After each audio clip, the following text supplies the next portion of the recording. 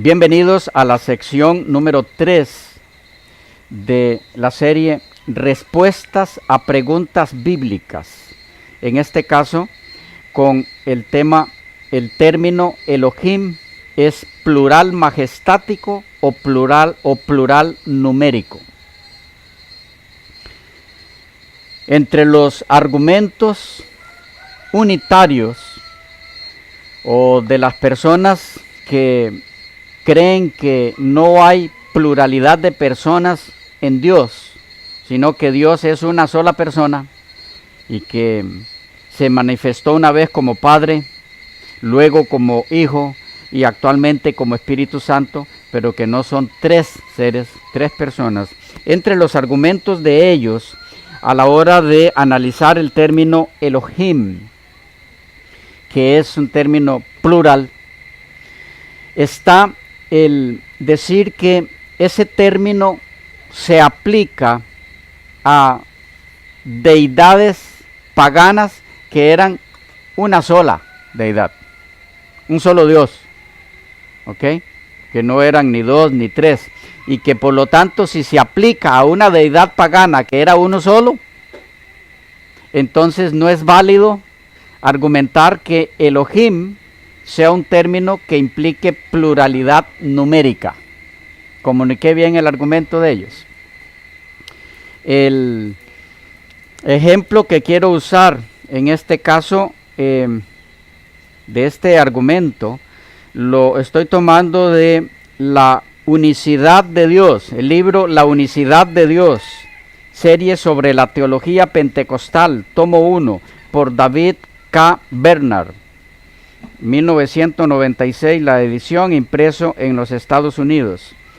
En la página 146, don David dice así, entre otras cosas: el Antiguo Testamento usa con frecuencia la palabra Elohim para dioses paganos singulares, como Baal Berit, Jueces 8:33. Después de decir otras cosas, dice: entonces la palabra Elohim no indica tres personas en la deidad. Luego de mencionar otros detalles, dice en la misma página: la misma Biblia revela que la única manera de entender la forma plural Elohim es que expresa la majestad de Dios y no una pluralidad en la deidad. Bueno, esto último, yo no quisiera dar la impresión de estarlo refutando del todo. Esto que él dice de no una pluralidad en la deidad, porque no creemos en pluralidad de dioses. Los que creemos que en el término Elohim hay pluralidad de personas. Creemos que implica cuando es aplicado a Dios, implica pluralidad de personas, no pluralidad de dioses. ¿Ok? Pero, en fin, si esta es la idea que él quiso dar, que los que creemos que Elohim implica pluralidad numérica, creemos en pluralidad de dioses, está equivocado. Si lo que él quiso decir es que no implica pluralidad de personas en Dios, entonces sí, es mi intención refutar eso hoy. Su argumento en este caso es el texto de Jueces 8:33. Estaré utilizando o analizando algunos de los argumentos de don David, utilizados por él en este libro, pero por ahora vamos a analizar este. ¿Y qué es lo que dice Jueces 8:33? Leámoslo.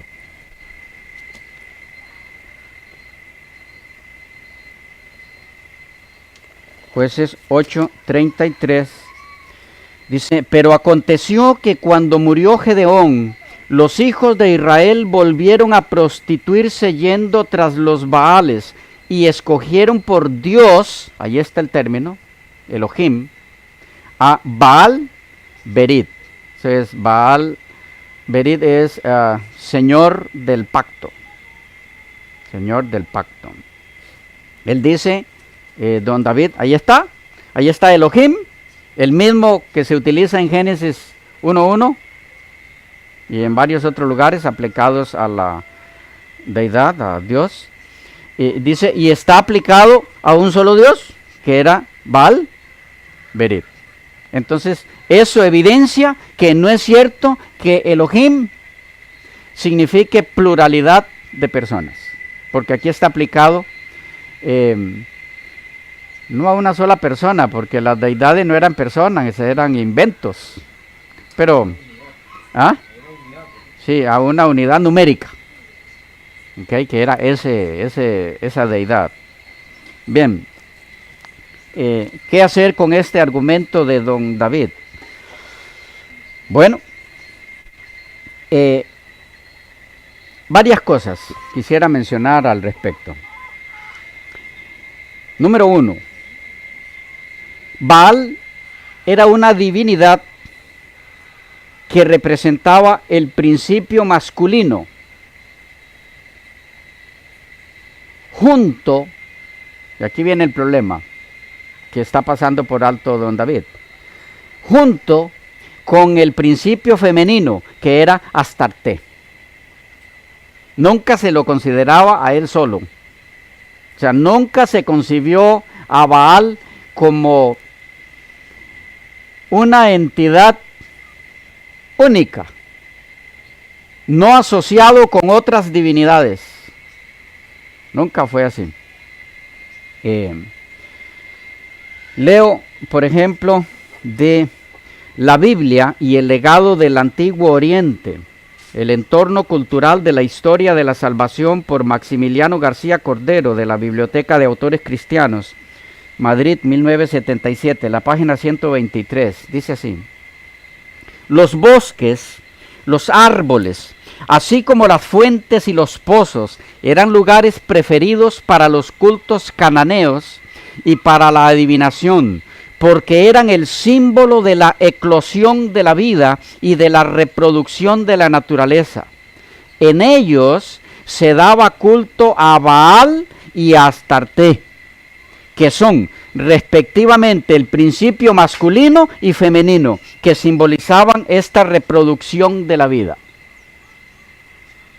Este autor nos está diciendo que siempre que se hablaba de Baal, había en la mente de sus adoradores la otra diosa que estaba junto a él, la parte femenina.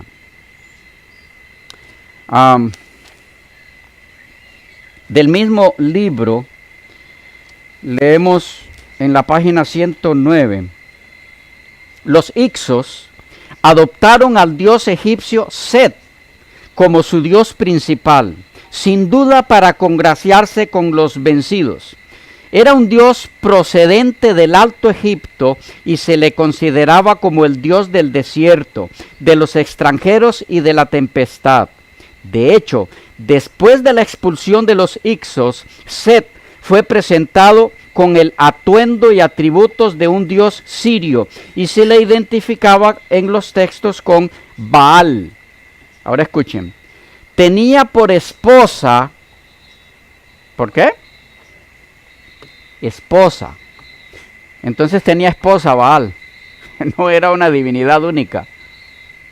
Tenía por esposa una diosa desnuda, que podía ser Anat o Astarte, dependiendo del lugar. Dice, por eso, como dice R. de Vaux, hay que concluir que los Hicsos eran en gran mayoría semitas, porque de allí procede esa práctica.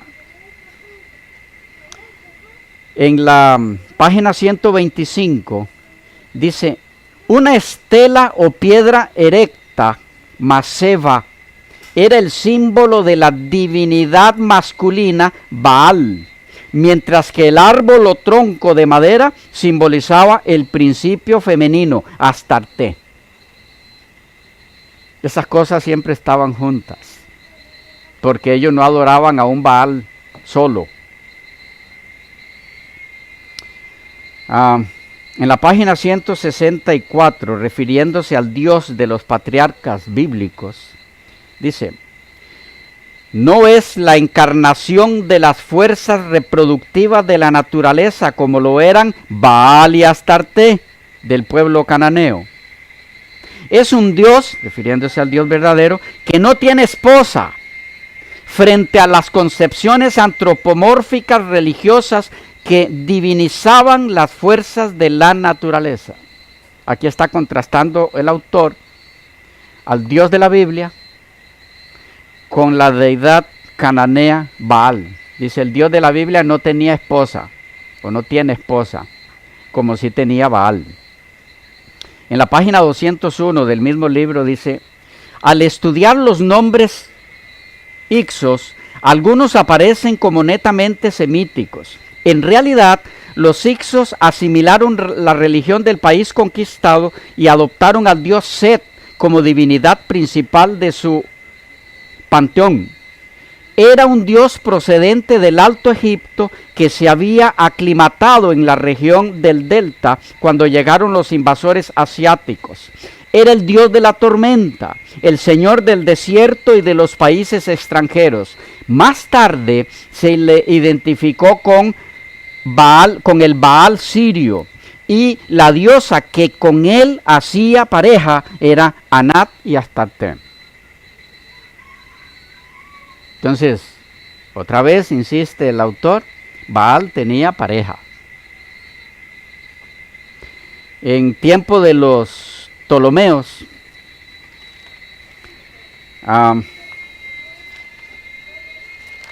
esto pueden encontrarlo en Visión Nueva de la Biblia de Luke H. Grolenberg, editorial Herder, Barcelona, la versión castellana de Constantino Ruiz Garrido, edición 1969, la página 153. En tiempo de los Ptolomeos dice, la hirviente vida moderna que bañaba a Judea por todos sus costados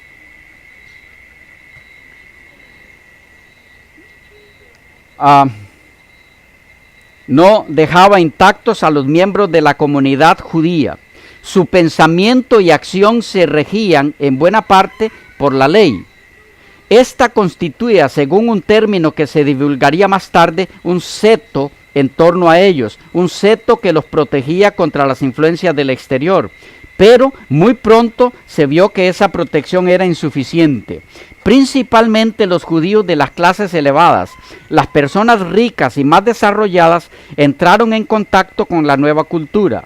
Tenían que viajar con frecuencia. En cuanto abandonaban Judea, entonces se encontraban inmediatamente en una ciudad helenizada en la que se hablaba griego, en la que había modernos edificios destinados al juego y al deporte a la usanza griega, como teatros, gimnasios, escuelas de atletas, de gimnos, desnudo, balnearios y sobre todo templos en honor a toda clase de divinidades. Y noten cómo termina este autor su comentario. Dice, entre ellas, las divinidades, se contaban también los antiguos Baales locales y sus esposas, los cuales ahora habían adquirido nombres griegos.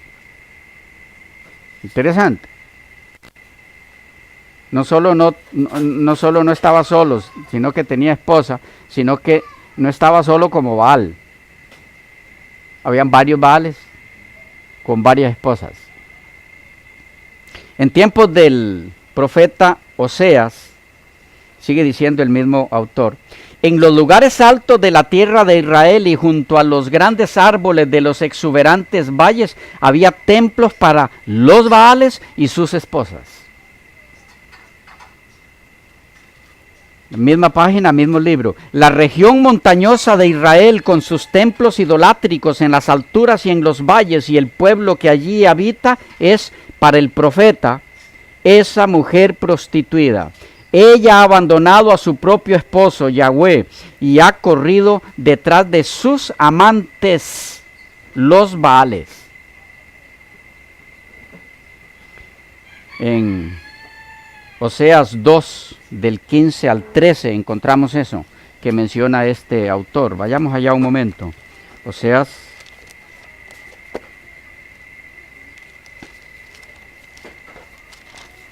2, los versículos 15, o más bien 5 al 13. Dice, porque su madre se prostituyó, la que los dio a luz se deshonró, porque dijo, iré tras mis amantes. ¿Noté? No está en singular eso. Iré tras mis amantes que me dan mi pan y mi agua. Luego vamos a ver quiénes son esos amantes. Mi lana y mi lino, mi aceite y mi bebida. Por tanto, he aquí yo rodearé de espinos su camino y la cercaré con seto y no hallará sus caminos. Seguirá a sus amantes y no los alcanzará. Los buscará y no los hallará. Entonces dirá, iré y me volveré a mi primer marido, porque mejor me iba entonces que ahora. Y ella no reconoció que yo le daba el trigo, el vino y el aceite, y que le multipliqué la plata y el oro que ofrecían a Baal. ¿Notan quiénes eran esos amantes? Baal. ¿Y por qué dice sus amantes?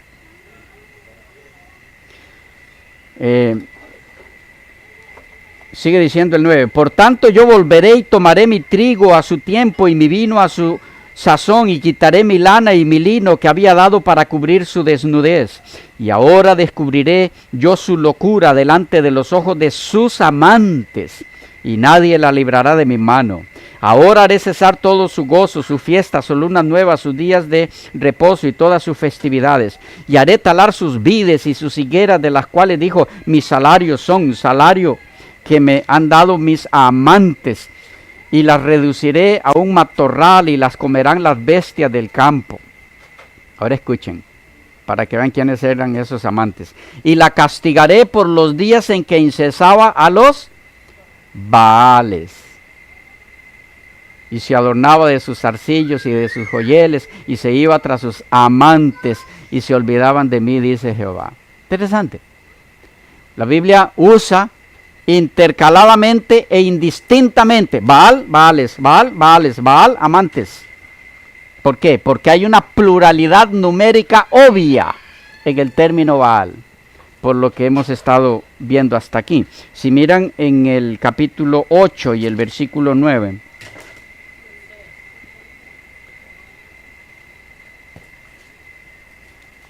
porque ellos subieron a Asiria como asno montés para sí solo. Efraín con salario alquiló amantes. Y van a notar que esos amantes en Oseas siempre fueron los Baales.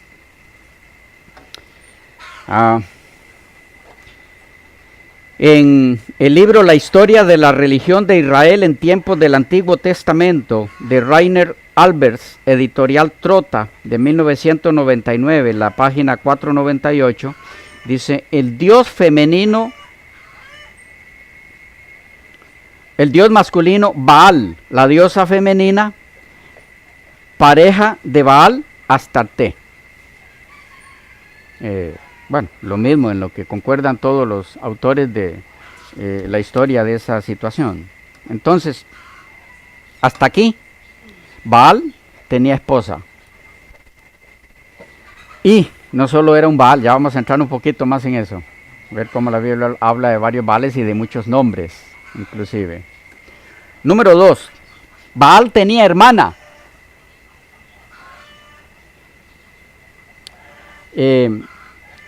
En el libro La Biblia y el legado del Antiguo Oriente de Maximiliano García Cordero, en la página 435, dice, la hermana y esposa de Baal, interesante, era hermana y también esposa, ellos no tenían problemas con eso de incesto, las divinidades paganas.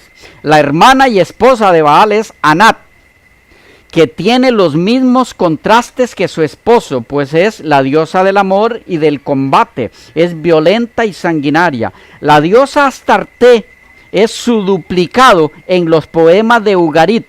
Aparece también como protectora de la justicia y del derecho, pero Astarte en Canaán es sobre todo la diosa de la fecundidad. En Egipto se mantiene el nombre de Anat. Entonces, también tenía hermana. ¿Ven cómo no era una deidad única, numéricamente hablando? 3. Resulta que Baal también tenía padre o abuelo.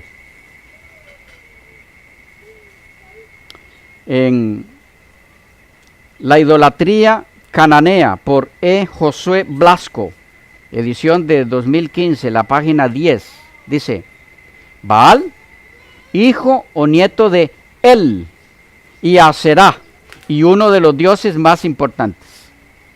Entonces tenía papá Baal. ¿Qué tenemos aquí? Una familia de divinidades. Por eso cuando se habla de Baal se usa el término Dios Elohim. En plural, porque eran varias divinidades.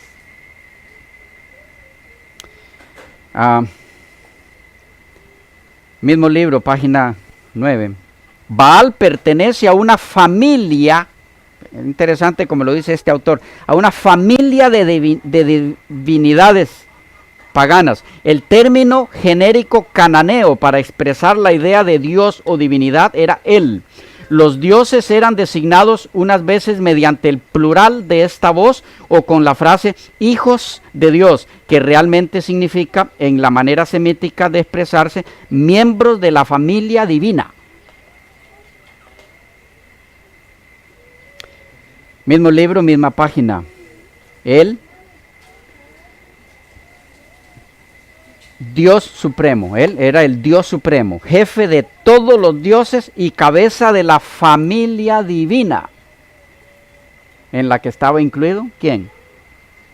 Baal. En el libro Vocabulario de Teología Bíblica de León Dufour, editorial Herder, Barcelona, 1965, la página 555, dice así: Baal, hijo de El, estaba especializado en la fecundación de las parejas humanas, de los animales y de la tierra, mediante la imitación ritual de su unión con su paredra. ¿Qué es eso de paredra? Es la transcripción del griego antiguo paredros. Es un sustantivo o adjetivo que significa literalmente sentarse cerca, que está sentado al lado. Y dice el que explica este término que se utiliza para describir una deidad, a veces de menor categoría, que está asociada a la adoración de un dios o a una diosa más influyente. Interesante. Y es el término que los historiadores utilizan para referirse a Baal. Sintetizando, número 1, Baal era la divinidad masculina al lado de la divinidad femenina, no estaba solo.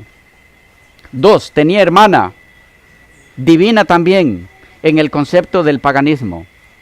3, Baal tenía padre, divino también en el mismo contexto del paganismo cananeo con raíces egipcias y otras.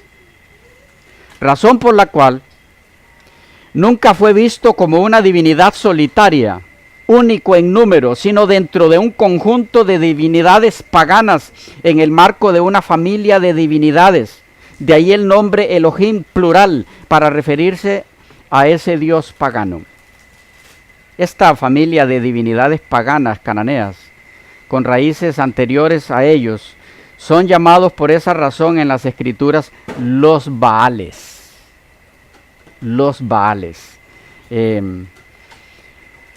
Les doy los textos porque son varios y ustedes los buscan.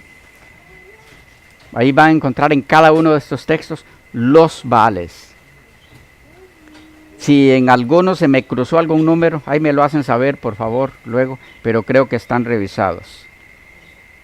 Los Baales. Jueces 2:11, 3:7, 8:33, 10:6, 10:10. Repito, Jueces 2:11, 3:7, 8:33, 10:6, 10:10. Primera de Samuel 7:14, 12:10, 18:18. Primera de Samuel 7:4, Dije 14, ¿verdad? Me pareció, ¿no? Ok, 7, 4. 7, 4. 12, 10, 18, 18. Segunda de Crónicas. 17, 3. 28, 2. 33, 3 y 4. Segunda de Crónicas 17, 3, 28, 2, 33, 3 y 4. Jeremías 2, 23, 9, 14. Jeremías 2, 23 y 9, 14. Y Oseas 2, 13, 2, 17 y 11, 2. Oseas 2, 13, 2, 17 y 11, 2. En todas esas ocasiones van a encontrar los Baales. Así que no había solo uno. Quiero resaltar uno de esos textos, que es Oseas 2:17, porque hay un elemento clave ahí. Oseas 2:17. Dice, porque quitaré de su boca los nombres de los Baales, y nunca más se mencionarán sus nombres. ¿Qué hay ahí? ¿Qué ven? En cuanto al tema que nos ocupa. Había un montón de Baales con muchos nombres. ¿Cuáles son estos Baales? Voy a mencionarlos y luego tal vez ustedes detienen el video y van anotándolos si les interesa tenerlos. Baal Berit, Jueces 8:3, que es el que estamos viendo. Jueces 8:3. Bueno, voy a ir un poco despacio. Baal Gad, Josué 11:17. Baal Gad, Josué 11:17.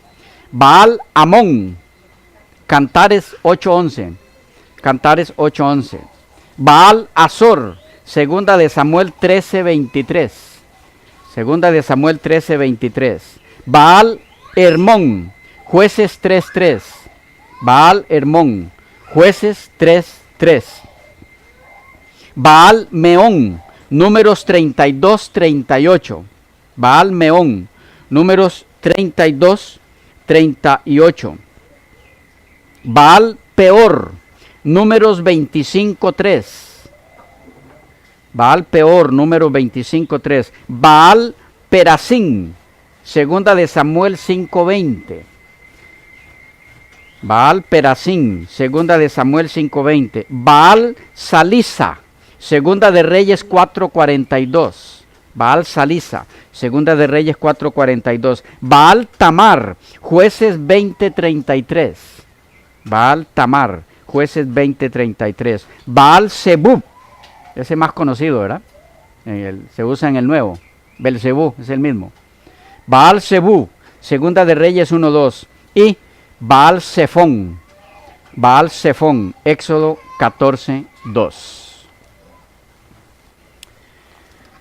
En este aspecto de los diferentes nombres para Baal, ha habido quienes argumentan que la diferencia de nombres no se debe a que fueran diferentes divinidades dentro de la mitología pagana, cananea y otras, sino que a lo que hacen referencia los diferentes nombres es a los lugares donde se adoraba la misma divinidad pagana. Y que un ejemplo actual de eso se puede ver en la costumbre católica romana de diferentes nombres para la Virgen. Virgen de Guadalupe, Virgen de Fátima, la Virgen en Cartago, etcétera, etcétera. Captan el argumento. Dicen algunos de los unitarios, no, el que tenga diferentes nombres no significa que eran varios Baales, solo que era el nombre que se le daba en diferentes lugares. Y el ejemplo lo tenemos con el caso de María en la tradición católica. Era una sola María, pero con diferentes nombres en diferentes lugares. ¿Dónde está el problema de ese argumento? Que en la tradición católica nunca se habla de Marías, Mientras que en la Biblia sí se habla de Baales. En la Biblia se utiliza el término Baales en muchas ocasiones. Por lo tanto, el argumento no es válido. Porque la comparación, en ese caso, entre Baales y vírgenes carece de elementos que igualen los casos. Comuniqué el punto. No vale el caso. Tendríamos que creer que en la tradición católica se habla de Marías en relación a la Madre de Jesús. No, solo se habla de una María. A manera de síntesis, entonces, el argumento unitario del uso del término Elohim para Baal, en el caso que nos ocupa, como evidencia de que ese término no implica pluralidad numérica, es un argumento que no soporta el peso de la evidencia bíblica ni extrabíblica, y por lo tanto utilizarlo no hace justicia a la sana hermenéutica. No hay evidencia alguna en este texto de que Elohim, al ser aplicado a Baal Berit, significa entonces uno numérico, que se refiere a un Dios único numéricamente hablando, por las razones que ya hemos dado. Estaremos viendo otro de los argumentos utilizados por los unitarios en ese caso en próximas secciones. Que Dios les bendiga mucho, fue un placer acompañarles en esta ocasión.